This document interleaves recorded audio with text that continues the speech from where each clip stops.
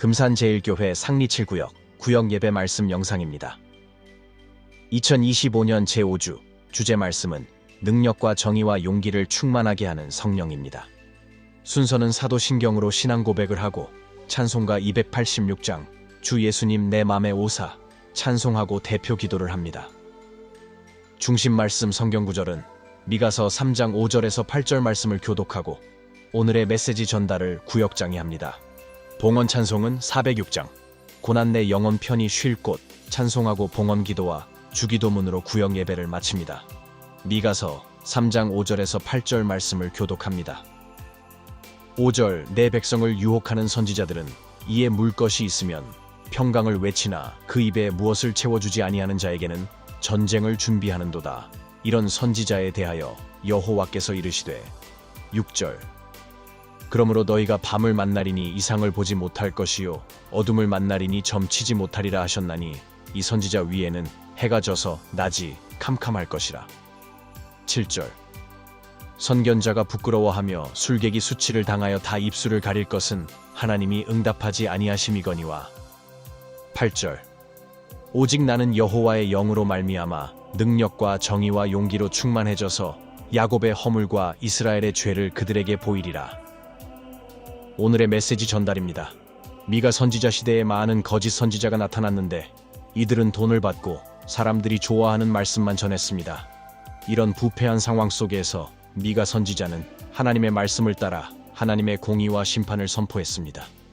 8절에 하나님의 영이 임하면 능력과 정의와 용기가 충만해집니다. 야곱의 허물과 이스라엘의 죄를 그들에게 보이리라.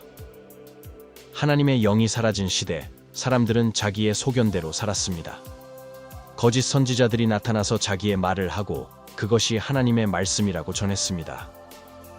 미가와 같은 참된 선지자가 거짓 선지자들을 비판하면 그들을 향해 폭력을 행사했습니다. 하나님의 사람들은 점점 위축되고 거짓 선지자들이 판을 치는 시대가 되었습니다. 이 시대가 언제인가요? 지금으로부터 2700년 전에 일어난 일들입니다. 왜 이것이 우리에게 중요한 것이냐 반문할 수 있습니다. 그 시대에서 다시 1300년을 거슬러 올라가면 야곱이라는 인물이 나옵니다. 팥죽 한 그릇을 사서 어머니와 공모하여 아버지를 속여 장자의 축복을 얻어냈고 장남은 자기의 축복을 가로챈 것이 무효라고 하면서 동생을 죽이겠다고 합니다. 이로 인해 야곱은 험악한 인생 여정을 살아내야 했습니다. 야곱이 축복에 대한 집념이 기특했다면 하나님이 그렇게 험악한 삶을 주지 말았어야죠. 그리고 아버지 이삭은 나를 속여받은 축복을 왜 원천 무효화를 선언하지 않았을까요? 왜 아버지는 장자가 바뀌었다는 것을 알았을 때 두려움에 벌벌 떨고 있었을까요? 이런 궁금한 부분에 대하여 의문을 가질 수 있습니다. 세상을 향한 하나님의 중요한 메시지가 숨겨져 있다는 사실을 알아야 합니다. 성경은 야곱의 이야기를 통해 예수 그리스도와 교회에 관하여 이야기하고 있습니다. 언약이 아브라함의 아들 이삭과 손자 야곱에게 전가되고 있습니다.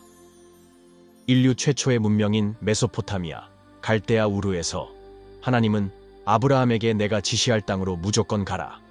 당시의 그 문명은 수세식 화장실을 쓸 만큼 이 세상을 대표하는 문명이었습니다.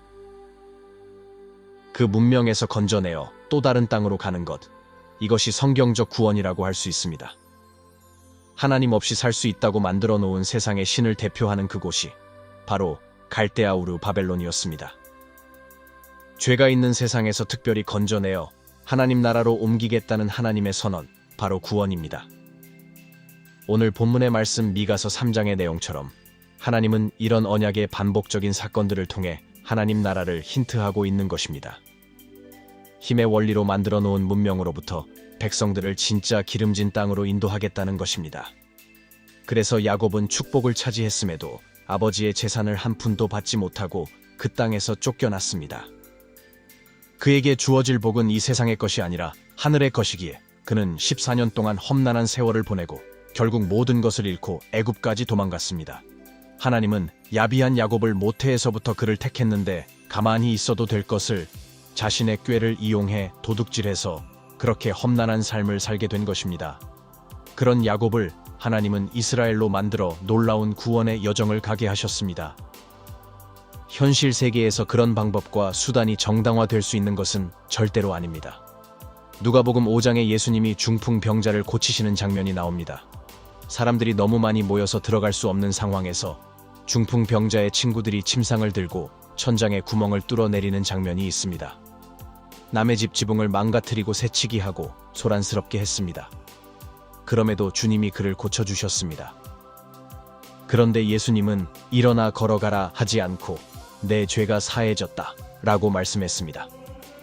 그런데 바리새인과 율법 학자들이 네가 죄를 사하는 권세가 있느냐 라는 말을 합니다. 예수님은 말씀하십니다.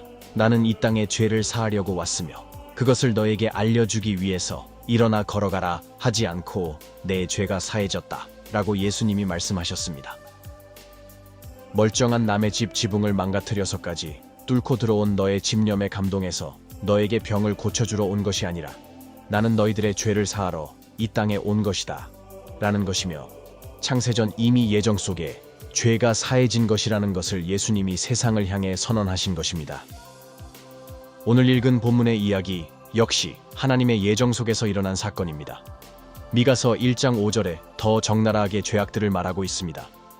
야곱의 허물, 곧 이스라엘과 예루살렘의 심판의 원인은 먼저 된 자들로 세워졌던 이스라엘과 유다의 반역과 패역으로 말미암은 것을 말하고 이는 아무리 선택을 받아 은혜를 한없이 받았다 하더라도 처음의 육체는 뱀에게서 나온 악하고 거짓된 자들이라 자연히 저주와 사망을 이루는 자들이며 반역과 패역을 이루는 자들이기에 하시는 말씀이며 한편 이러한 반역과 패역 또는 저주와 사망을 이루는 모든 원인을 사마리아와 유다의 산당과 예루살렘으로 말하고 이는 사마리아란 예수님께서 말씀하신 것처럼 알지 못하는 것으로 예배하는 자기 방식의 종교이며 선지자들이 말한 것처럼 베델이란 하나님의 집을 베다웬이란 마귀의 집으로 만든 종교인 것을 비유로 말함이며 유다의 산당 역시 같은 뜻이며 특히 유다의 산당은 염불에는 마음이 없고 제밥에만 마음이 있었다는 타락된 종교인들처럼 자기들의 제사의식 후에 있는 음행을 목적으로 하여 만들어지고